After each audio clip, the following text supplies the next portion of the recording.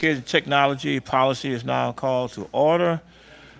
Date is Tuesday, April 23rd, 2024. Call to order. Let the record reflect that Mr. DeHart, committee member, is present, and I'm also present. Also, let the record reflect that all board members are in attendance, beside Ms. Benoit, and also let the record reflect that Mr. Ogeron and his staff is also present. Item number 2, Mary Barrett, pertaining to literacy class update. Principal, Ms. Amanda Callahan. I'm sorry, Callahan. Thank y'all for having me this afternoon. I'm just gonna give y'all a little sneak peek into the district's TLC program, the Targeted Literacy Class. It's a new program this year that Mr. Angeron, at the very beginning of this school year, it was one of his top priorities. The focus is on our K-2 literacy and getting those kids on level in reading before they get to third grade, and then definitely after they leave elementary. So as an elementary school principal, that is one of my passions and one of my missions, that when the kids leave Grand Caillou Elementary, they're on level reading. So this program, when Mr. Angeron brought it up at the beginning of the year, I was gung-ho about it. And when do we start? When do we start? It's needed in our district and for our kids. So the way the program works is one of the top research-based strategies with Science of Reading, and even before that with Michael Haggerty, to increase reading literacy for kids is increase of time. They need more time learning to read. And then secondly, decreasing the size of the intervention group as much as possible. So those things are accomplished with this TLC class. We are giving more time by social living time in first and second grade. Instead of kids going to social living, we're giving an extra 45 minutes of reading instruction. So for these kids, we do regular instruction of 180 minutes of ELA in a day. These kids are getting an extra dose of 45 minutes. A very targeted instruction on what their needs are. So if they don't know Magic E or they don't know OE, all those fancy things we teach with phonics, they're getting that instruction there. The kids who don't need that targeted class, they're staying in science and social studies. So what happens before this TLC class was teachers would beg and borrow from social living time. So on a normal basis, a teacher who I need to do some reading prep, I'm gonna use my social living time. I need some extra math fluency, I'm gonna use my social living time. With this, that doesn't happen. So even for your higher level kids, they're getting very intense science and social studies lessons because the teachers don't have to borrow time. They're able to teach really in-depth science and social studies. And then the kids that need that extra dose of reading, they're getting it, 45 minutes a day. So we've seen great success at Grand Caillou Elementary, and I just wanted to share that with you guys. The program actually just started in January, so it's only been about 3.5 months. We're not done with the program. We're still testing the kids middle of May. But in January, with the start of our program at Grand Caillou, we had 18 kids that we put into the program. These are 18 kids that were not benchmarking, were not even close to where they needed to be for end of the year, probably ones that were projected to fail first grade. And that's the grades we typically will repeat first and second. In second grade, we had 12 kids. So now with our recent data from last week, we have 6 kids that have exited the program out of the 18, which is great for first grade. That won't repeat. They're gonna go on to second grade. And then in second grade, we have 5 out of the 12 that are done. So we still have, again, about 3 weeks of instruction, and I know that more will get out. So in a typical year, first grade, we repeat a lot of kids in elementary. This program, giving them that extra 45 minutes, they're able to move on. They're on level. They're gonna be fine going into second and third grade. Just some little kid stories, too. At the bottom, just the little initials. Little Miss MS is one of my first graders, a special ed student. She is already repeating first grade, and we just couldn't get her to move. So we put her in TLC in January at 7 words per minute. That's all she could read in a minute was 7 words. Now she's at 23. So that benefit of extra time is really huge. CT, one of my little boys, went from 2 words a minute to 20 in that short, almost 4 months. Also a huge benefit, so we have a huge influx of our LEP students. We're one of the highest populations. Explain what that is. Say that again? Explain what LEP is, please. So LEP is our kids who come into the country speak 0 English. Limited English proficiency. English, yes, proficiency. So those kids come in with no knowledge of, letter sounds, letter names, any of that. We have to start, from the ground up teaching them that. So this is one of those little LEP students. So she, coming in January, went really quickly from 0 sounds to 54, and now knows letter sounds 8 and 52. So again, it's just the time. It's giving them that extra 45 minutes every day of intense instruction. And then another little second grader, RE, he went from 72 words per minute, which is almost where he needed to be in second grade, middle of the year, to 95. So it's also pushing them even further than what we expected them to be. So really great program. I'm excited to move into it next year and maybe start in August. Instead of 4 months of instruction, giving them the whole year, we should see a really huge reduction in those number of kids that we're having to retain in first and second and moving them on where they need to be. Any Okay, thank you, questions? Ms. Callahan. Mr. DeHart? I just got a question, just curiosity question.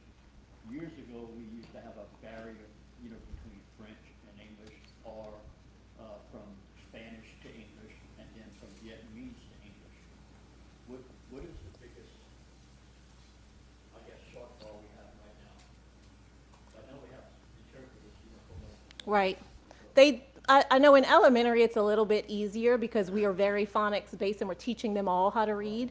The biggest issue where they get stuck is actually speaking it. They a lot of times can do the work reading it and even getting into writing it. When they start to have to speak it fluently, it takes a little bit longer. They actually take what's called a different test. So we take LEAP, they take LEAP, but they take an ELPT test now, and it measures all that. And our weakness is speaking, that they can do it, they can take the test, they're passing, they're making great grades, but speaking is an issue. Mr. Ford? So are there online resources that they can utilize at home, maybe during the summer or even once they're in August? So, yeah, so the state actually provides us really good intervention tools to use, so the teachers aren't necessarily pulling from anywhere. So the teachers will send home with the kids, your child needs to learn this OE code or magic E or whatever, with text, with little flashcards for them to practice it, so yes. And that's something we continuously do with the kids. Is it limited to where you have to be one of these students, the TLC students, or can you do it for enrichment if you have a kid that just wants to learn more, wants to be, They can absolutely use it for enrichment and go in. It's all available on the state website, but, a first grade parent could start pulling second grade resources or third grade resources if they choose to. Okay, any other board member? Mr. Superintendent? If everybody else had an opportunity, Uh, I'd like to, you had something? No, I was asking the board if they got anything they wanted to say. Okay, Amanda, with this, what, in place and, just, we went the other day and y'all were screening, right? You're doing a benchmark test. What is the percent of your kids who are reading on grade level? So at my school, K to 2, we are 88%. 88%. Which is- That's. We're first in the district, I have to brag. Yes, good job. It's a mission, and in every elementary school, that's the goal. They gotta learn to read before they leave us, Yeah, so you kind of weigh out, okay, science, social studies Yeah. in second grade, or, well, if you can't read, what's the point? So kind of, that's kind of the Absolutely. premise of kind of where we're going with TLC. So thank you for, first of all, coming to speak and what you've done with your approach with TLC, and just, you can see, we can feel your enthusiasm, and that trickles down, right? So thank you, and look, thanks to your teachers, and also Ms. LaRose and Mr. Johnson were very instrumental, Ms. Bageron, and kind of working with all the principals to kind of get to this point, after, kind of going a half a year with TLC, and I'm just anxious to see long-term what it does Yeah. with our on-grade level percentages. And Absolutely. considering the state's at about 50 and 50% on-grade level, and we're at 88%, that says a whole lot about the work that you and your teachers are doing. So we're Yeah. proud of you all, so thank you so Yep, much. It's a great program, so, thank you. Mr. Vice. Yes, sir. Yes, and we actually met, so there was a committee that Ms. LaRose formed and Angel and principals like myself, who met with all the different school leaders about their plan and how they would implement this, which teachers were they gonna use, when were they gonna teach the class, so it was very well organized. And with that said, it's a no-cost program, Yeah, no. and it's each school kind of made it their own. We kind of gave them a framework, and they kind of made it work within their building, and each looks a little different, but for the most part, it's additional minutes on very targeted reading skills, and it's looking like it's paying off. Okay, any other comments? Dr. Bud? Yes, ma'am. I appreciate this and the success, and I can see that this would probably bleed over into the other subjects because of the, increased confidence the child would have Absolutely. when they feel the success that they're achieving. Yes, So, absolutely. I By the think time this- they get to third and they do get to that rich text in third grade, it's much easier on them. Yeah, this is fantastic. Doing a great job. Thank you. Thank you. Thank you, Ms. Callahan. Keep up the good work. Item number 3, matter pertaining to 2024 School Health Service Provider of the Year Award. Informational, Mr. Mark Talbot. I'd like to thank the committee as well as the other board members for giving us the opportunity to recognize someone who brings quite a bit to the plate. As many of us can attest to, there's a lot of things that tend to maybe be in the background that not everybody gets to see, and I definitely think that's one of our nursing duties or cadre that do their thing and then they just move on to the next case. I was fortunate to get to work with Aaron or Ms. Klingman years ago when I was in secondary working with sports as COVID started to happen, and we had to start really rethinking how we establish things. And I could just see that what she brought to the plate at that time. And now I'm even more fortunate to work with her in CWA and for what she brings. Often we used to say all the time that the easier somebody makes a job look, the better they are at that job.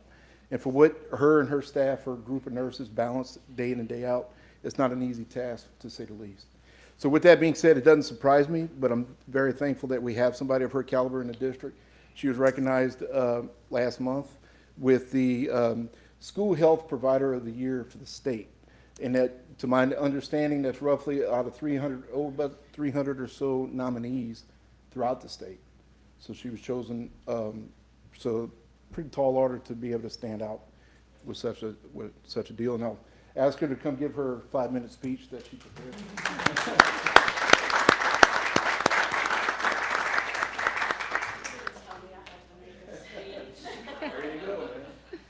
I'll just tell y'all a couple things about the experience. Most of the people that have gotten to work with me know that I have a lot of words to say most of the time. I was speechless. And I think I was speechless because I just feel like I'm doing my job the way it's supposed to be done. But having, being recognized at the state level is certainly a highlight of my career. And Mark absolutely said, it is not just me. I have nurses and health aides that every single day help us take care of the health needs of the students and the health needs of the staff too. We're not a very healthy population. So our goal is to keep the kids as healthy as possible, to expose them to as much curriculum as possible.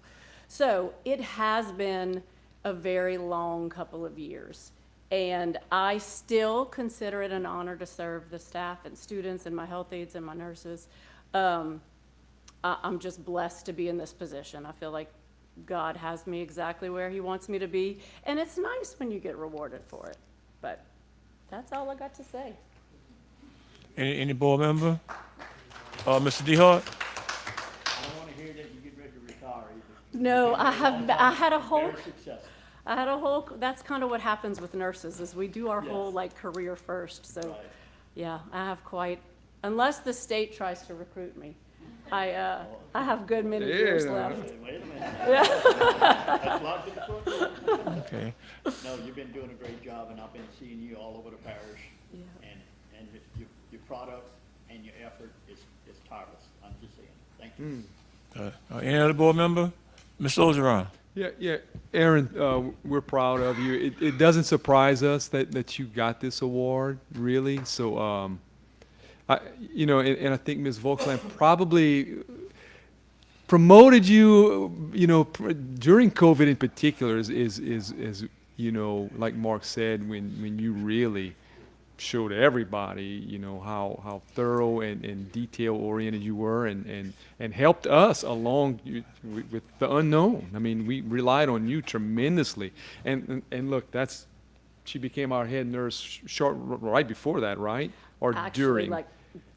In the middle right, of that. it was May and of 2020, and COVID started in March of 2020. Yes. So, yeah. So right away, we saw, Mr. Martin saw, and you know, you in that position. So, and we're thankful that you're working every day doing what you do, and we're proud of you for this award. And it, you know, we can't say thank you enough for what you do for us. So thank you so much. All right, and we have something for you, as a matter of fact. We have a pretty plaque. Let's go give it. So thank you again, Eric. You're welcome.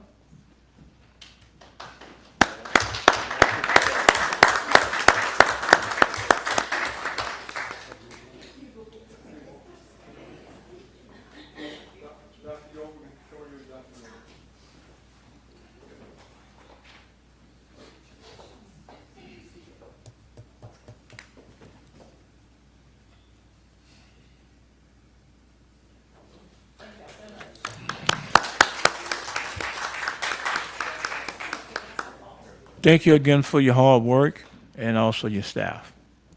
You're welcome. Okay.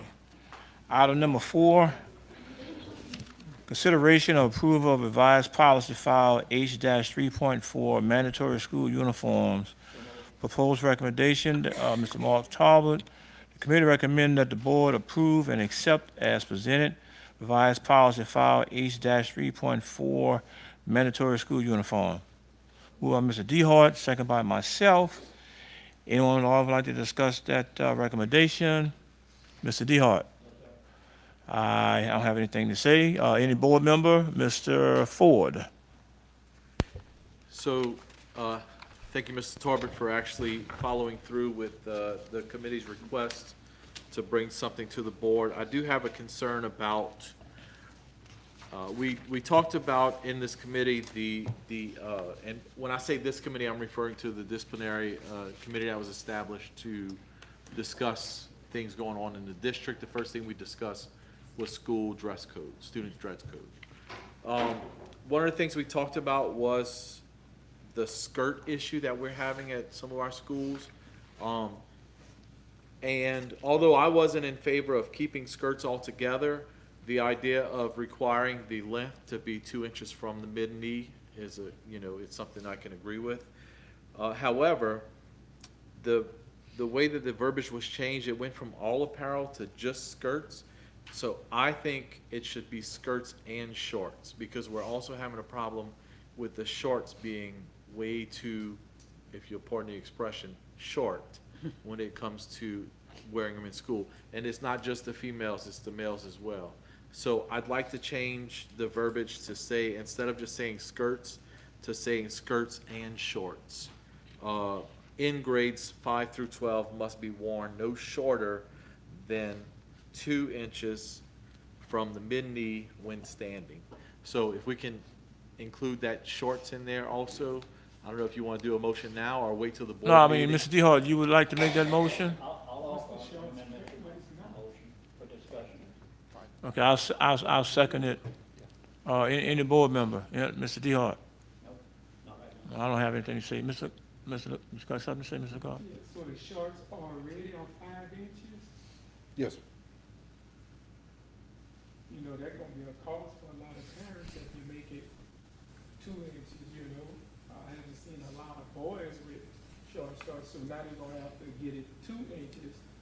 You know, you gotta think about the cost to parents, you know, they wear the shorts and they keep the shorts, and then you got a lot of people donate shorts, you know, that's standard 5 inches, so that may become a problem, because I donate shorts and we buy them and parents have them, and, you know, is it that bad on the shorts as well in the system, where they, that short from the 5, I could understand the skirts, but the shorts, is that a problem, you know? That may be an extra cost for parents, but at 2 inches. Dr. Trine? Thank you. Thank you, Mr. LaGuardia. You were speaking, it brought something to my mind. When is the new policy to take effect? This coming fall. This coming school year? Beginning of this coming school, Coming school year? August Because, 5th. you know, I want to say that the timing is the best that it can be, because everybody buys school clothes over the summer, and they're probably much outgrown what they had before. It's a lot better being done now than it would be earlier in the year. Mr. Ford? So this, regarding the concerns that Mr. Lagarde has, we discussed this in that committee, and some of the other people had that same concern. And one of the reasons why they brought it to the board tonight was so they would try to circumvent that, you know, people buying clothes early, school clothes early. But also it was talked about that, you know, some of the people in the committee were parents, teachers, administrators, and in elementary, middle, and high school. So they all had the same concern. But that was one of the things that we discussed was, yes, you may encounter some students that have, you know, limited resources, limited funds, but I think we're working on a plan for that, if I'm not mistaken. I know it's not in the dress code, but as far as, you know, addressing that topic where you do have limited funds, that is a concern that we all had. So we're working on a plan for that, which will definitely help, if not cover that whole issue. I know those are far and few between, but those are cases that do exist. So if we have a plan in place for that, to help those families out, and I'm sure we will come up with something, I think, you know, will alleviate most of that problem. Okay, I guess my question is, if this was something that was discussed, then why it didn't come before us as a recommendation? Now it's coming from, not to say anything bad about what you're saying, but it's coming from you, it's not coming from staff. So I guess that's my question. Why it's not coming from staff instead of coming from an actual board member? The only two people that were in that room were Mr. Parker and I, that are here tonight. I understand that, but I'm saying if it was discussed and Mr. Talbot brought something different to us and you changing it now, I'm just trying to figure out why, and everybody's shaking their head, then why it wasn't done in the meeting and why it didn't come to us for us as a recommendation. No, I'm asking Mr. Talbot that, I mean, since he's the supervisor, I mean. So the committee met, as Mr. Ford pointed out. We came up with some suggestions. It was, if I recall, we had 3 priority suggestions when it came to the length. Get rid of skirts altogether, but then as we discussed in the committee, to say that we needed some compromising directions as well, because if this doesn't go, then we need it. And so when Mr. Ogeron and I met, we looked at different ranges of the length. Also, as he and I discussed, we looked at other surrounding districts throughout the state and frankly throughout the country that I could find. And this was pretty much a happy medium of where quite a few districts were with the 2 inches, either to the middle of the knee, to the back of the crease of the knee, to the top of the knee. And then the idea about the short piece, not speaking on Mr. Ogeron's behalf, but I look at that as a compromise to not have so many changes at one time. And so then it was determined to say, go with the shorts, or go with the skirts, but keep the shorts at the same length.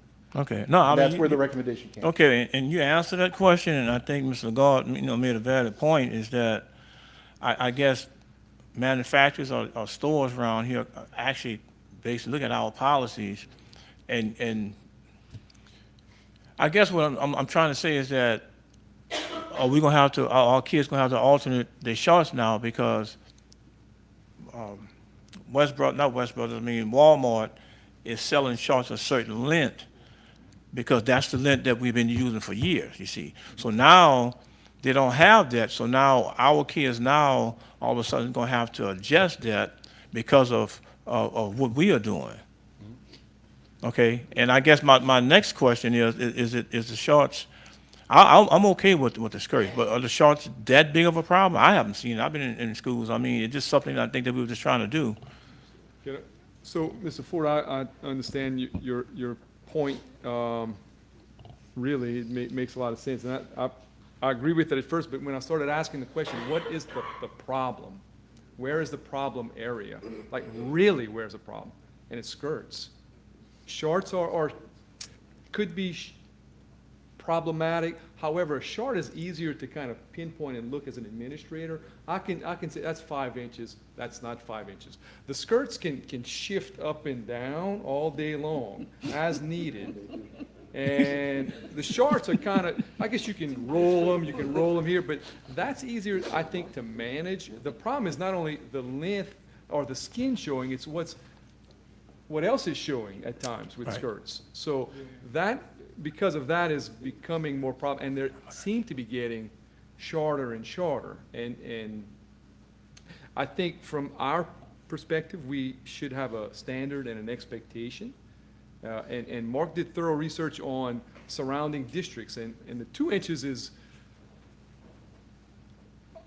common in some districts. We had the most liberal length out of all of them with 5 inches. Like others were 3, other public schools 3 inches. So we said, well, we were talking knee length at first, right? But said, how about 2 inches? And if girls or whoever wears skirts don't want to do a 2-inch skirt, we can wear pants.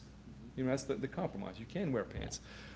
If it's okay, I'd like to ask Sandra. Sandra, Greg, to your point, Sandra did a little research, and she did this a while back because we were asking that same question. Where can we find this length of skirt or short or whatever? Would you mind kind of sharing some of the research you did? And look, we're saying this for parents because parents are going to really want to know, can I buy them? And they're going to tell us, we can't buy them. I'm here to tell you, you can buy them. And they're not going to cost an arm and a leg, right? Right. What did you find? So we made some visits to different local businesses. We also made some phone calls. Ms. Jan and I have been working on this and just going online because a lot of people do like to order their clothes online. And if you look up pencil skirts, it's pretty straight skirts that come at the knee or a little bit above the knee. But if you look for skirts and they say mini or short length or above the knee, that's when you start running into issues. But they range anywhere from $10 a skirt to $89 a skirt here in town or online. We checked Academy. These are all places that have skirts that are either knee length to 2 inches above. Academy, Amazon, Children's Place, Dillard's, Jake's, JCPenney's, Kohl's, Land's End, Macy's, Shein, which is a site that a lot of the girls shop on, Target, and Walmart, all had the longer skirts. They also have the shorter skirts. You can buy, both, but they do have the longer And I ones. think what we're going to run into is parents are going to say, we can't find them. I think it's because they don't want to wear them. But we've got to, again, set a standard, and I think the standard is hard to manage at 5 inches with administrators. Like I said, they can go up and down easily, and you just need to walk anywhere around high schools, and we see why we're here tonight with this policy adjustment. Anything else, Sandra? No, it's just. So I just wanted you to see there are that lots of we them did out do there. some research, and they're available out there for Mr. Crowder. parents. Thank you. So just a couple of things that, as I'm kind of listening to everybody, yeah, you're good, yes, ma'am. Number one, I think I kind of agree with the shorts thing, maybe something that we could potentially phase in over time if we feel like the shorts are indeed an issue. Might help put a little time and distance between one regulation and the next and give people time to adjust. And then the other thing too is, do we require for the skirts, do we require the females to wear some sort of like a sport undergarment? That might be something to consider. I know at other schools, they're not allowed to wear just under the like a sports shorts or something that looks more like instead of trying to think of that lingerie place, but I can't think of the name of it. Victoria's Secret? Huh? Victoria's Secret. Yeah, like instead of a Victoria's Secret type of thing, something a little less appealing, if you know what I mean. I'm getting in trouble. So anyway, those are my 2 suggestions. Mr. Ford. So to answer Mr. Crowder's your question, we did talk about that in that committee as well, but the problem becomes policing that. No administrator, no teacher wants to have to say, I need to see your undergarment to make sure. So that's the problem with that. We can't. It's more of a liability, which is why initially I suggested do away with skirts altogether. Now let me give you a little background. Sure. I taught in Lafourche for 5 years. Not once did I ever have an issue with skirts.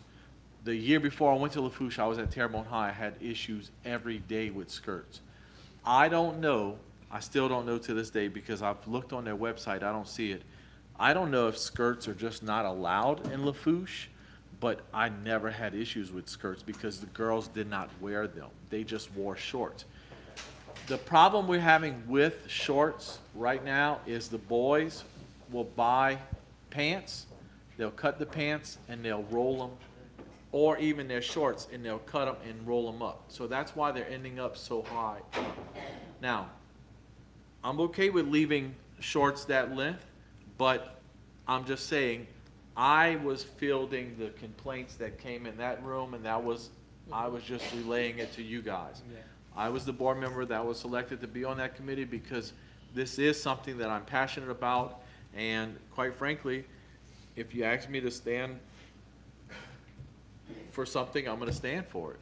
You know, so that's what I'm doing now. If you guys, the rest of the board don't agree with it, so be it. I'm gonna continue to do what I'm doing, but what I'm saying is, this wasn't my idea. I mean, I had the same idea. I didn't wanna see skirts all together, and I don't like the boys wearing short shorts or the girls wearing short shorts, but if we're gonna go from at least putting a length on the skirts and the girls can wear their Daisy Dukes, then that's fine, but, you know, I'm just relaying what we've discussed. And like Mr. Torres said, we knew there was gonna be a compromise. He said it in the meeting. We're gonna try to get what you guys want, but it may have to be a compromise. And I knew that, you know, some of the board members up here were not gonna agree to certain things because they always have a reason not to, and that's fine too. But at the end of the day, I'm representing everybody in this parish and my constituency, all those teachers, parents, and everybody that was in that meeting. If you don't like it, so be it. Thank you. Thank you, Mr. Ford. We definitely appreciate your passion for what you believe in, and it's okay to believe in what you believe in. It's okay to not agree with what you're agreeing on, and that's okay. And I think that's why we each have our own opinions, and that's why we each have our own minds to decide on exactly what we're going to do. Mr. DeHart, first the motion, and he second the motion. All in favor? I'm sorry, all right, Doc. What you got, Doc? The comment I was gonna say on the shorts are, you know, I think as a parent, having to make a change for the girls 1 year, and then if we move that, kick that down the road, and then have to do it the second year, you know, as a parent, then you're kind of wondering what they're gonna do the third year, you know? So if we decide to go along with the longer shorts, which I don't have a problem with, because I know how my kids grew. They grew out everything really fast. That's the only time in my life they never wore out tennis shoes because their feet grew so fast too. But you know, if we want to do the shorts and maybe want to give an adjustment period, maybe as part of the recommendation is this year we're doing the skirts, and then next year, you know, the shorts will follow suit with that same length. So just a thought while we're discussing it. Yeah, okay. Any other board member? Okay, we're going to vote on the substitute motion. All in favor say aye. No, it's on the committee. I'll oppose. So the substitute motion failed. So now we're going to vote on the original recommendation. Mr. DeHart, how you vote on the original recommendation? I'm voting for it. Okay, and I vote for it. Okay, yeah, right. You voting for it? Okay, and I voted for it. Any other board member? Any other board member? You're voting for the original. So that's just the skirts, not the shorts. Right, right. Now, we will have opportunity to go vote for a whole board to vote on it. Any board member? No, anybody in the audience? Any board member? Hearing none, so ordered. Item number 5, matter pertaining to department managers, department message in a minute, please. And I'll make sure I'm gonna time each and every one of you. If your minute is up, I'm gonna ding you, okay? 5A, recruiting update, Mr. Hodson. So this is the 5th time that I've been to Nickel State, once as a principal, and this is my 4th time as a supervisor. And I can tell you the entire vibe was different this last time we went recruiting, and the #1 reason for that is the salary. It's nice to we're beating Ascension now, Lafourche and Assumption, they don't even advertise their salaries anymore. So the kids came with questions. Their questions were, what's your salary? How much you charge for insurance? And do you help pay for tuition? And we do all three of those things. Yep. And the same girl that helped them design those questions put in her application. She's a graduate assistant. She wants to come to our district too. So she designed it, I guess, to help us. But anyway, we interviewed 22 potential students. Of that, we had 10 applicants so far.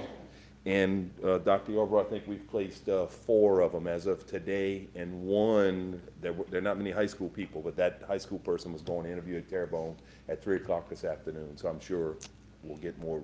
So I'm excited about this group of candidates that we're getting. So thank you for the salary and the insurance and all the things that you guys helped to do, because this is not just one person recruiting, it's a whole, it takes a team effort. So, and we do go, I did bring 4 principals with me to help in the process, so it's not just me, so. Okay, Mr. DeHart, anything? The only question I have, y'all recruited all colleges? We do, so we don't get invited to Southeastern anymore. Because the candidates are so limited, they really only invite the districts that are right around them. So we recruit Nichols heavily. I went to UL the first year I was here, and not a single candidate stopped to talk. Lafayette Parish had 4 or 5 tables of people offering contracts, but, so, Dr. Yarbrough could probably better answer the other schools. All of these parishes don't know about the salary unless you go there and talk. Right. So we should shortchange it ourselves. I think we need to put it in.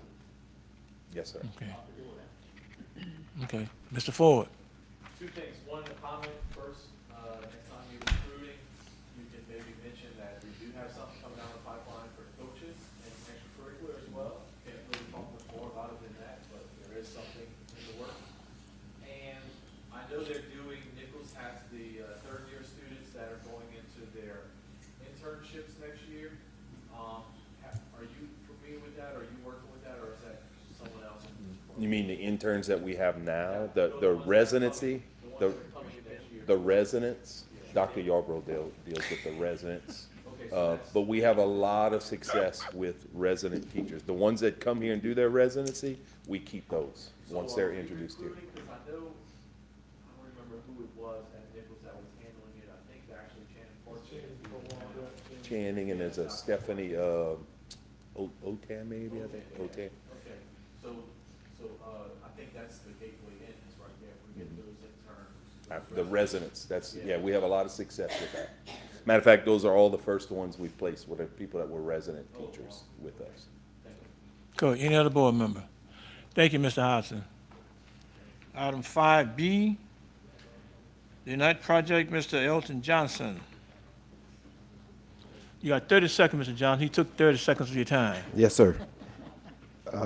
Good evening. My message in a minute highlights the Ignite project that some of our K-5 teachers are participating. It is a large-scale collaboration between the Louisiana Department of Education and LSTEM, a network of 9 STEM organizations strategically positioned across Louisiana. It is a free 40-hour workshop that aims to train elementary public school teachers in computer science fundamentals through project-based learning activities for K-5 students in Louisiana. This foundation-building experience supports students' appreciation for how computer science can be applied to their lives and also encourages their persistence in computer science and STEM, which is science, technology, engineering, and mathematics. Stipends and material kits will be provided to our teachers upon successful completion of their workshops. Okay. Mr. DeHart, any board member? Any questions? Thank you, Mr. Johnson. And I think I included a little flyer Yeah, on the we got program it. as well. Okay. Thank you, sir. Yes, sir. All right, then. Item 5C, pre-K registration update and native graduating ceremony, Ms. DeGrees. Yes, sir. Just want to let you guys know that as of February 1st, we started our pre-K registration for the 24-25 school year.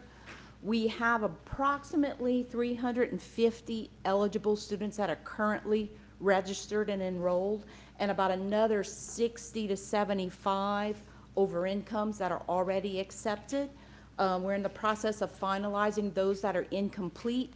We have enough room and spacing for another 500, but we're right on target for where we were the last couple of years. So everything looks good. Okay, With Mr. that. DeHart, Mr. DeHart, any board member? Thank you, Mr. Green. Anybody have something to say? Okay, thank you, ma'am. And the other thing is, just a reminder, our Native American graduation is Monday, May 13th at the Municipal at 7. We have a national storyteller coming, Mr. Greyhawk Perkins. He's going to be our guest speaker. We'll have the dancers and the drummers, and it's really nice to see. So I invite any of you, if you're available to come, to please come. Okay, I got, Mr.